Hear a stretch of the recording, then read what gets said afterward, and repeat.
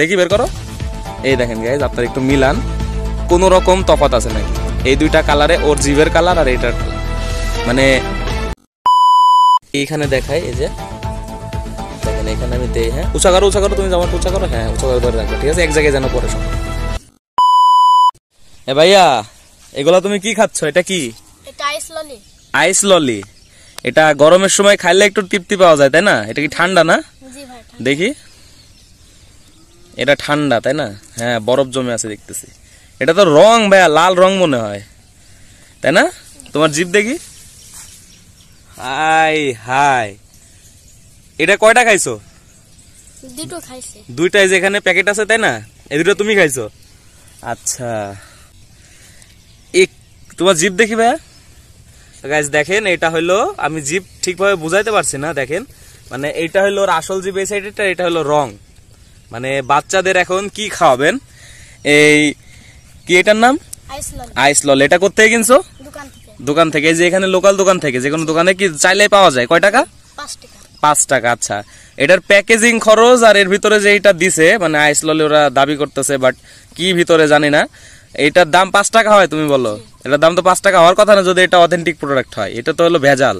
এটা শুধু food colour, তো ফুড কালারও না, এটা শুধু যে কাপড়ে যে রং ইউজ করে না, ওই রং ইউজ করছে, আর হলো একটু চিনি মিশাই দিছে, জাস্ট এইটাই। আর এটার মানে এটার পানি যে কোত্থেকে আসছে এটা কেউ জানেই না, মানে এটার কোনো ইয়ে নাই, হদিসই নাই যে কোত্থেকে আসছে। তোমার জিভ আবার দেখাও তো, বড় করে বের করো। হ্যাঁ, জিভ দেখেন গাইস, মানে এইটুক বাচ্চার জিভ হইলো এরকম লাল হয়ে যাইতেছে। আচ্ছা, জিভ ঠিক করো। তাইলে ওর পেটে যে কিডনিটা আছে ওইখানে যদি এই খাবারগুলো পড়ে, তাইলে ওর কিডনির অবস্থা কিরকম হবে জাস্ট একটু কল্পনা করেন। আর বাইরের যে প্রোডাক্টগুলাই আপনারা বাচ্চাদের খাওয়াবেন, সেটা এইটা হোক বা ফাস্টফুড জাতীয় হোক, যেটাই খাওয়াবেন, সেটার অবস্থা কিরকম, মানে সেটা কিরকম অবস্থায় থাকে আপনারা জাস্ট একটু ভাবেন। ও খাইছে, ওর জিভের অবস্থা সেম। দেখি বের করো। এই দেখেন গাইজ, আপনারা একটু মিলান, কোনো রকম তফাৎ আছে নাকি? এই দুইটা কালারে, ওর জিভের কালার আর এটার কালার, মানে কোন ধরনের আপনি বাসায় যদি ফলের রস করেন, ফলের রস খাইলে জীবনে রসের মতো কালার হয়ে যাবে আপনার জিভ? কোনোদিন হবে না। দেখেন, এই যে এই দুইটার মধ্যে কোনো পার্থক্য আপনারা খুঁজে পান নাকি? ওর জিভও যেই কালার, এটা ওই কালার। আমি মানে একদম মানে এরকম ভিডিও আজও কেউ করছে নাকি জানি না, মানে একদম জায়গায় থেকে প্রমাণ করতেছি যে জিভের কালার আর এটার কালার সেম হয়ে যাবে। তো আপনারা দেখেন, আমি একটু পরীক্ষা করে আপনাদের দেখাই যে এটা কত পরিমাণে রং ইউজ করছে। আমি এখানে একটা কাপড় নিয়ে আসছি। ভাই, তুমি কাপড়টা একটু সোজা করে ধরো তো। হ্যাঁ, ধরো একটু, আর একটু সোজা করো। আচ্ছা আচ্ছা, আমি এইখানে দেখাই। এই যে দেখেন, এখানে আমি দেই। হ্যাঁ, উঁচা করো, তুমি যেমন উঁচা করো। হ্যাঁ, উঁচা করে ধরে রাখবা, ঠিক আছে? এক জায়গায় যেন পড়ে সব। ঠিক আছে, দাঁড়ান আমি দেখাই।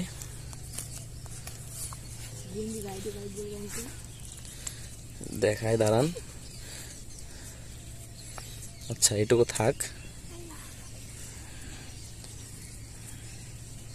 এমন একটু ঘষা দেই।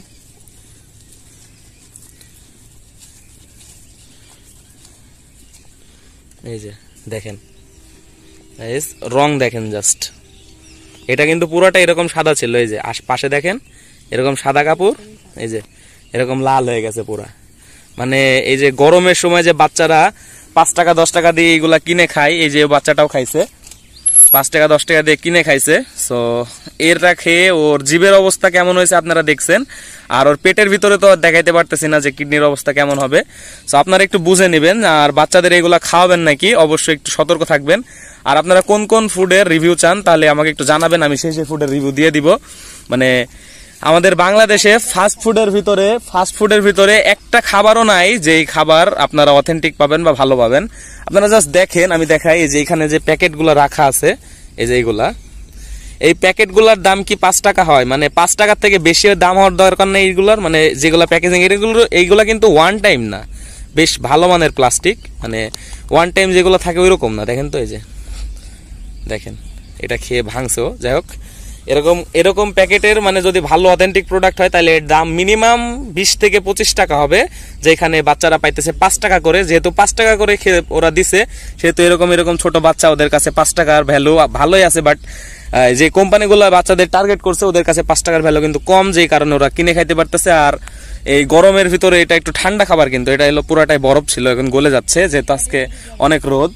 সো এরকম বাচ্চার যদি জিভের অবস্থা এরকম হয় তাহলে ওর পেটের অবস্থা কেমন?